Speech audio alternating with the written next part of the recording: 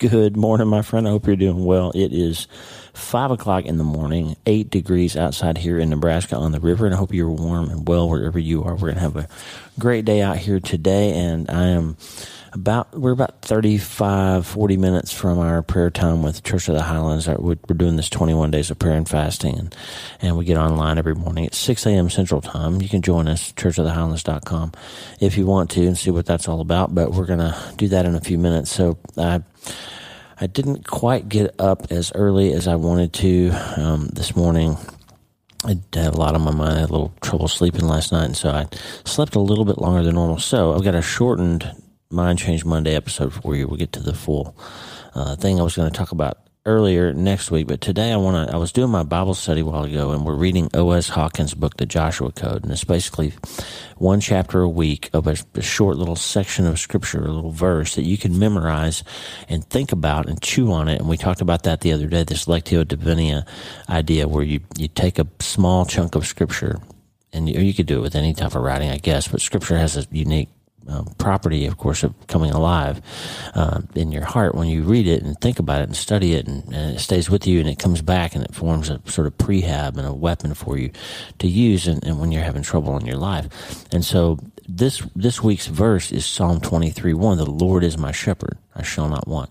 And so I want to teach you, maybe you already know it, but if you don't, I want to give you a new way to study and memorize scripture that just for a few minutes here, and you're basically using O.S. Hawkins' chapter this week as a template for how you can do this with just these, the Lord is my shepherd, these 5 words, and how it can really change your mind and change your life and transform things for you if you use this powerful type of study, because we're all about trying to become healthier and feel better and be happier, right? And the world is throwing stuff at us left and right. There's all kinds of stress and trials and troubles that come along. But this is a power that you can use when you're wondering why you're here, when you're wondering what your purpose is, when you're wondering why everybody overlooks you, and wondering if anybody's ever going to take note of your life. I got some good news for you, friend. We're going to learn a little bit about that in just a couple of minutes, and we're going to finish with Tommy Walker's song from his Generation Hymns 3 album that came out last year, He Leadeth Me, because we're talking about shepherds, right, and sheep, and we need to be led. And I just want to tell you a couple stories, get you into this before we do our Bible study this morning. You can't change your life until you change your mind. Lisa's going to tell us the good news right now. Hey, are you ready to change your life? If the answer is yes, there's only one rule. You have to change your mind first. And my friend, there's a place where the neuroscience of how your mind works smashes together with faith, and everything starts to make sense. That place is called self-brain surgery. You can learn it, and it will help you become healthier, feel better, and be happier. And the good news is, you can start today. Thanks, Lisa. Hey, so glad to have you listening today. I'm Dr. Lee Warren, and I live in Nebraska in the United States of America with my incredible wife, Lisa, my father-in-law, Tata, and the super pups, Harvey and Lewis. I'm a neurosurgeon and an author, and I'm here to help you harness neuroscience, the power of your brain, faith, the power of your spirit, and good old common sense to help you lead a healthier, better, happier life. Listen, friend, you can't change your life until you change your mind, and I'm here to help you learn the art of self-brain surgery to get it done. If you like the show, please subscribe so you never miss an episode, and tell your friends about it. If you tell 2 or 3 friends this podcast was helpful to you, imagine how much good we can all do around the world together. I'm Dr. Lee Warren, and I'm here to help you change your mind so you can change your life.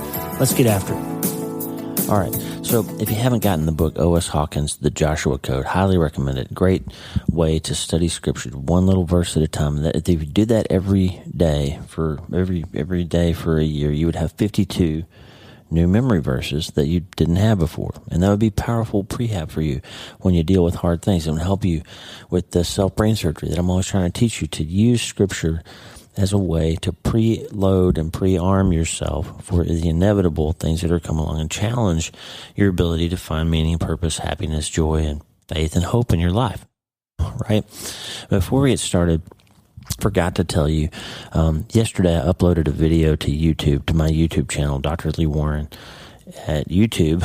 You can find it if you go to YouTube and search DrLeeWarren. That's my YouTube handle, and you'll find my account or my channel, and you can sign up to follow me at Dr. Lee Warren. There's 432 subscribers right now. I've not done a lot on YouTube, but I'm playing around with a new software called Descript, and the one knock I've had on podcasting is I know there's a lot of people that prefer video, and there's a lot of people that would like to watch and interact with video more. And I just I haven't had the time, or taken the time, I should say. We all have the same amount of time, right? I haven't taken the time to get comfortable in front of the camera and learn the software to edit video, and seems like it would be another kind of overwhelming thing to add to my plate. But there's a software called Descript that will take your words, automatically transcribe them, and you can edit them like you edit a Word document. And when you change the words, it changes the audio. If you delete a word, it deletes the audio. You only have to work in one software system. And I think it's going to help me. And it also has a lot of powerful, like you can insert media and you can add overdubs and all kinds of cool stuff. So yesterday, just playing around for a little bit, I created a video out of one of my podcasts, the one I did on Saturday, Self-Brain Surgery Saturday, about substituting suffering for hope. And so I just made this little video.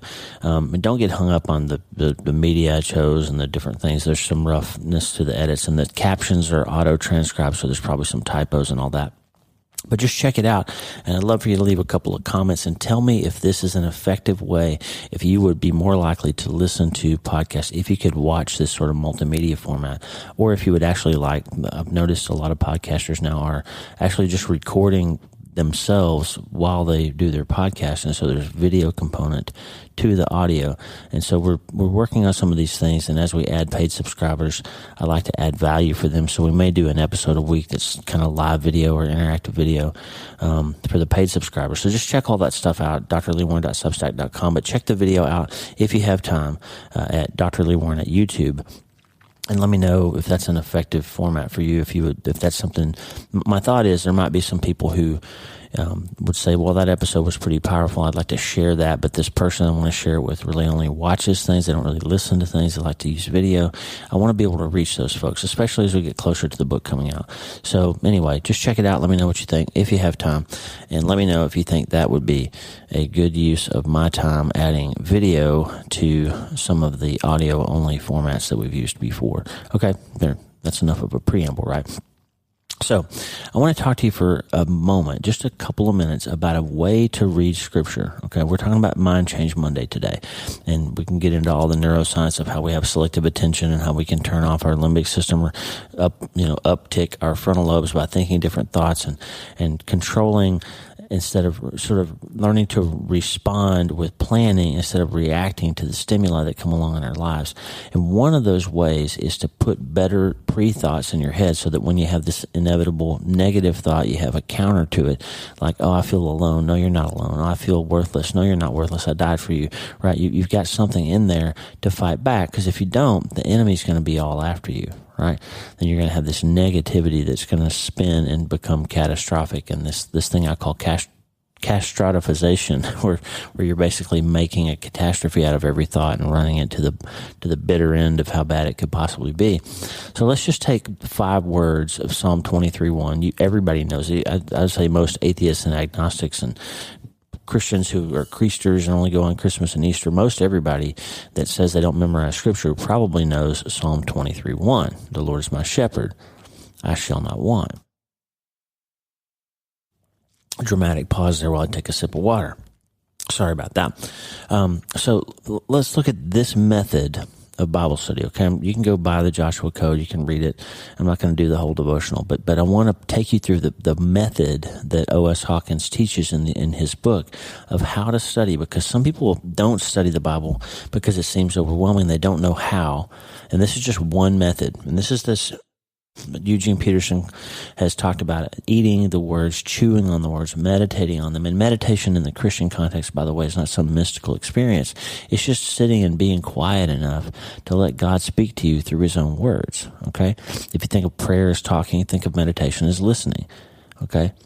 And you're not trying to achieve some Zen-like state. You're just trying to find some peace and quiet in your life long enough to let God speak to you in the way that He prefers, which is the still, calm voice. Okay, so let's take this 5 words, and the method is to take each word on its own and think about what that word means. So when David said, the king, who was reflecting late in his life, back on the days when he was a kid as a shepherd, he said, the Lord is my shepherd. Now focus on the first word, the Lord. He doesn't say a Lord or any Lord as my shepherd. And because O.S. Hawkins makes the point, like, you could talk of George Washington and say, the president did these great things. And I could say, well, no, the president set the slaves free. And I could be talking about Lincoln. We could both be talking about presidents, but we'd be talking about two different guys. You could talk about Beethoven. I could talk about Mozart. You could talk about, Alexander the Great. I could talk about Napoleon. But when it comes to Christ, that's the Lord, the shepherd. So he's specifically saying, the Lord is my shepherd. So I've got a shepherd, and it's this guy, Jesus Christ, and he's my shepherd, and he doesn't have any peers. There's no other shepherd like him. There's only one. So the Hebrew word translated Lord there in Psalm 23 is this word Yahweh, which is the Germans later turned into Jehovah. The Jews regarded this name so holy they wouldn't even speak it. They wouldn't spell it out. They turned it into Yahweh, all caps YHWH, right? Yahweh, you've seen that written. They wouldn't even speak it out because it was so holy. So only the records of heaven, O.S. Hawkins says, have recorded how many martyrs in the early church went to their deaths and laid down their lives because they insisted on the truth of these first two words in this psalm, the Lord. They wouldn't bow down to Nebuchadnezzar. They wouldn't bow down to Caesar as Lord. They wouldn't agree that somebody else was the king and the Lord who should be worshipped. They were willing to die because the Lord was their shepherd. So think about that for just a minute. Chew that up and say, God, thank you for being my Lord, for being the Lord. I don't have to wonder which God I should follow. There's only one. Jesus said it plain. I am the way and the truth and the life in John. And in John 17, he said, I am the way to salvation. There's only one. In this culture that's trying to tell you that there's a million paths to righteousness, there's not. If there are, Christ can't be one of them because he said he was the only one. So he's either nuts or he's God. And I'm going to choose to believe that he's God. The Lord is my shepherd. Well, what's the second one? So the next one is. So the Lord is my shepherd. He's not saying that in past tense. God came through for me before, but now I'm on my own. God, Jesus was this guy who lived and he was great and I learned a lot from him, but he's gone now. It's not that. He is my shepherd. It's not past tense. It's not future tense. It's not the Lord will do this someday. If I keep being faithful and working hard enough and doing enough stuff and going to enough church services, someday maybe God will bless me. No, he's with me. He is my shepherd. He is present tense. He is my shepherd. He is with you, friend. Whatever you're getting ready to get into today when you go to work, whatever you're going to find out in the mailbox when the balance comes, whatever the news is that the biopsy result you've been waiting all weekend for, he is your shepherd. He is with you. At this moment, he is with you to serve and protect and help you with your present needs. Okay, he is your shepherd. And the third one, he's not, the Lord is everybody's shepherd. The Lord is my shepherd.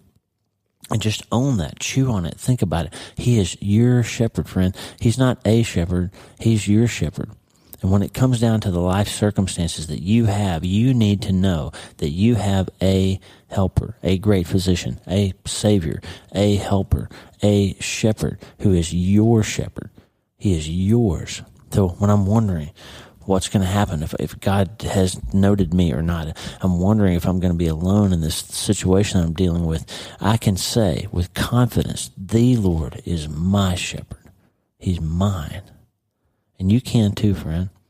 And if you don't place your faith in Jesus Christ, though, then what do you have? You fight and claw for your place in the universe. You gotta demand that everybody respect you. You gotta demand that everybody put the right armband on and wear the right jersey to back you up when you say this is how it is. And my feelings have to be number one.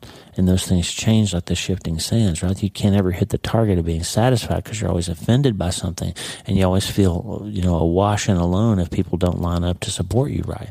You don't have to live that way because the Lord is your shepherd. If you let him be, he'll take care of you. He even promised in John 10 that no one could take you out of his hand if you'll just put yourself in there. If you'll just let him pick you up, he will be your shepherd. And he says, my sheep know my voice and they follow me because he's your shepherd, friend. He's my shepherd. So the Lord is my shepherd. And the last word is shepherd. The shepherd is a protector of the sheep. If you've ever watched sheep, go to YouTube and watch sheep. They're morons. I mean, they can't take care of themselves. They have no ability to survive in the wilderness. They've been domesticated to the point that they don't have any fight or flight. They'll just die. If a coyote comes or a wolf, they're just going to die unless they have a shepherd who can drive off the wolf, who can protect them, who can take care of them. And the most important thing to note about shepherds, if you ever watch them, they don't lead from the back. They don't whip and drive them like cattle. They walk in front and the sheep follow them because the sheep know that the shepherd is going to lead them to safety. Remember Luke 15, how God tells the story about the good shepherd that leads the sheep who went astray and leads them back to the fold? That's the metaphor of why we talk about having a shepherd. He's going to protect you. He's going to lead you. He's going to take care of you. He's not going to get behind you and drive you with a whip and control your behavior and tell you what to do and not make sure you don't have any fun in your life and all those things. That's not what a relationship with God is not that the culture and the enemy wants to tell you that it is. He's saying, this life is hard. You're going to have trouble, and I'm going to lead you. I'm going to be your shepherd. I am in the present tense, your shepherd. Now I am. I will be, I have been, I've never stopped caring about you. I am your shepherd, friend. I've got you. You see the power in this type of Bible study? So go ahead and memorize all of Psalm 23 if you want, but I think it's enough to be able to confidently say, the Lord is my shepherd. I have a protector. I have a guide. I have a friend who wants to help me. I have a shepherd who isn't going to change with culture and time. He's not on his phone scrolling around while I wander off the cliff. He's actively looking out with his eyes to make sure there are no threats, to make sure I'm not going to do something stupid and get myself, in trouble. Now, obviously, we have trouble in life. He's never promised us that we would never walk off a cliff or have a problem. He's saying he's with you, and he'll go with you through those trials, and he'll be with you in those hard moments, and he'll take care of you and help you be able to find the meaning and purpose in your life no matter what the circumstances look like, okay? So I just wanted to give you that. It's a mind change. It's not mindlessly reading words and trying to memorize them. It's actively chewing on them. Sorry about my voice. It's actively chewing on them and trying to suck out all the meat in every word. If you approach the book like it's there for your benefit, and like every word, like it says of itself, every word is meaningful and has value for your life, and that's a way you can do it. And if you spend a little time today, just whatever in between every moment of your work or your family or whatever you're doing, the Lord is my shepherd. How much could you get out of that? It sounds silly, but make it personal. Make it personal and memorize it and ingrain it and put it in there. And I promise you there will come a moment in your life at some point, and I hope you send me an email when it does, when you're going to be in a situation, you're going to feel alone, or somebody left you, or something bad happened, or you're having trouble medically or financially, or something's going on, and the words are going to pop into your head. The Lord is my shepherd. I shall not want. He leads me beside still waters. He makes me lie down in green pastures. He takes care of me. He takes care of me. He's my shepherd. So that's a good way to study, okay? Memorize that verse or don't, but as you approach Scripture, use that tool, and I promise it will help you change your mind and change your life. I'm going to play you a Tommy Walker song, He Leadeth Me. It's appropriate for the metaphor of the shepherd because he wants to lead you beside still waters. He wants you to help you become healthier and feel better and be happier. And my friend, above all, he wants you to trust him as your shepherd for this present moment and all the future ones. And he wants you to start today. He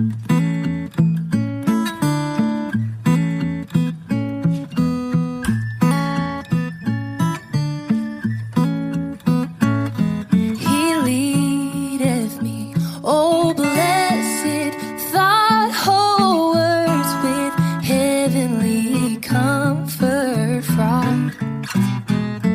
Whatever I do, wherever I be, still 'tis Christ's hand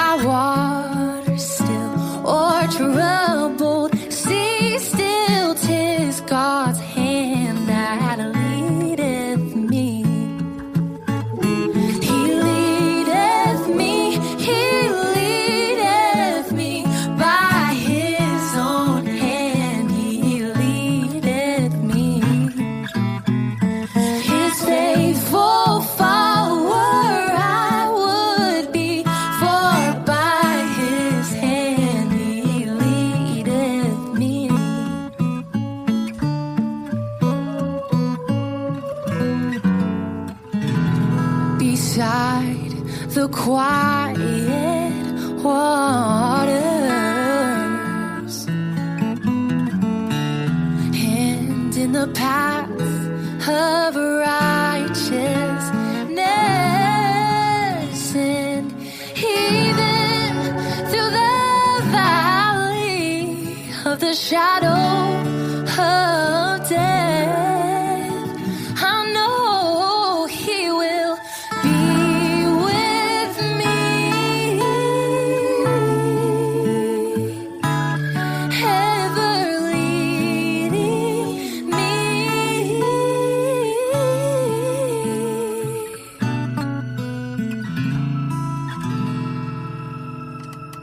And when my task on earth is all done and well, by thy grace alone, Lord, the victory's won. Thank you, Lord. Even death's cold wave, no, I will not flee, since thou, Lord, in triumph, you have leaded me. He leadeth me by His own hand. He leadeth me, His faithful follower I would be, for by His hand He leadeth me. He leadeth me by His own hand. He leadeth me,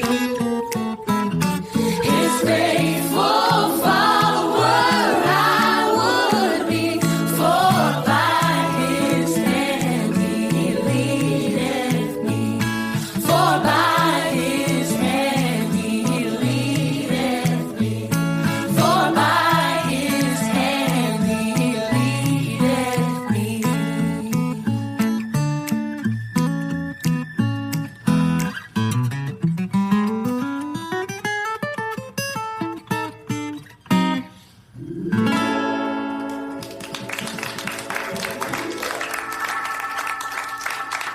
Hey, thanks for listening. Please subscribe to the show so you automatically get every episode. And if you like the show, you'll love my weekly letter. Check out my writing at drleewarren.substack.com, drleewarren.substack.com. Get the free newsletter every week for my best prescriptions for becoming healthier, feeling better, and being happier through the power of faith and neuroscience smashing together via self-brain surgery. drleewarren.substack.com. And if you need prayer, go to the prayer wall at wleewarrenmd.com/prayer. The theme music for the show is Make Us One by Tommy Walker, graciously provided for free by the great folks over at TommyWalkerMinistries.org.